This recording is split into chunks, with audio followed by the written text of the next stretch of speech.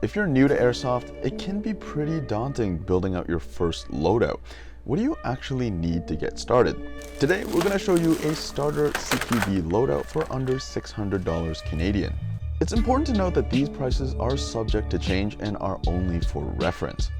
This includes everything you'd need to have a great first experience on the field, from extra magazines to your first accessories to play around with. $600 might sound a bit steep, we know, but remember there are many guns that newer players consider that alone cost more than that. Starting with, of course, the all-important decision, the gun.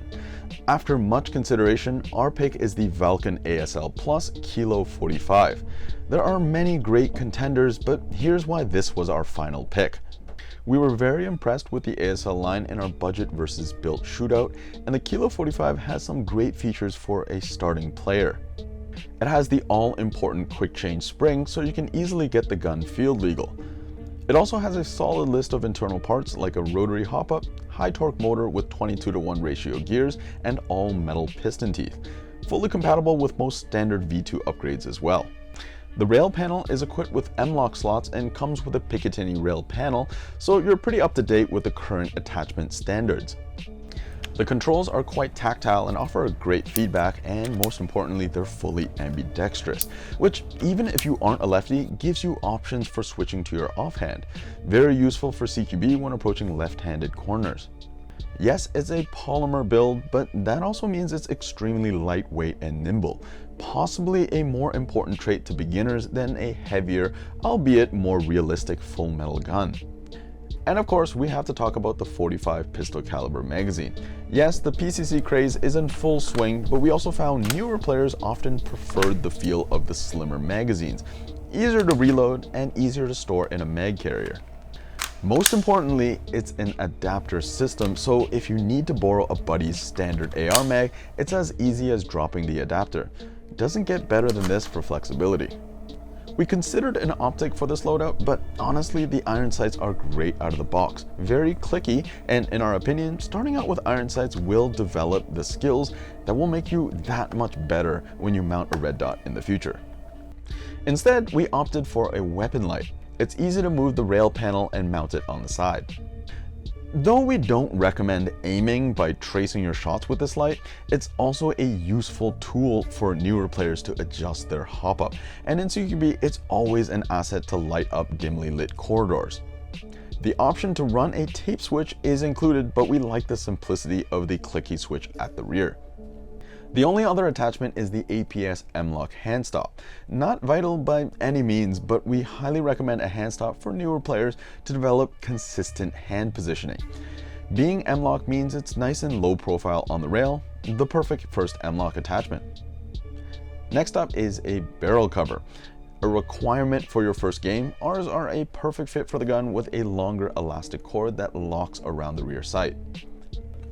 Of course, to power the gun, you'll also need a battery and charger. We recommend a 7.4 Lipo with a proper balancing charger. Remember to make sure the charger is Lipo compatible. In general, they will charge using the smaller balance plug instead of the larger Tamiya plug that plugs into the gun. It's always a good idea to educate yourself on Lipo safety. Always monitor while it's charging and stop firing the gun when the shot response starts to slow down. The battery easily fits inside the rear of the stock. Be careful when adjusting the stock positions not to pinch any wires. For extra magazines, we went with two extra 110 round mid-cap magazines. The included high-cap magazine is a 260 rounder, but you'll have to wind the wheel to keep on shooting. Not something a newer player should be worried about out on the field. You'll need a basic BB loader to load up the mid-caps. Simply fill it up with BBs and load through the top of the magazine. It's important to remember not to overload the BBs, as that added pressure could strain the internals of the gun. When you feel the spring resistance start to ramp up and it's harder to load, it's full. There are many ways to store magazines, cargo pants pockets even work in a pinch, but we'd always recommend a lightweight mag carrier like this WoSport multifunctional chest rig. It can hold AR magazines, 2 pistol mags, and has a handy admin pouch at the front. We like a lightweight rig like this one, which allows for maximum upper body movement, and the open top mag design allows for rapid mag changes, and this one even has excellent retention on these pistol caliber magazines.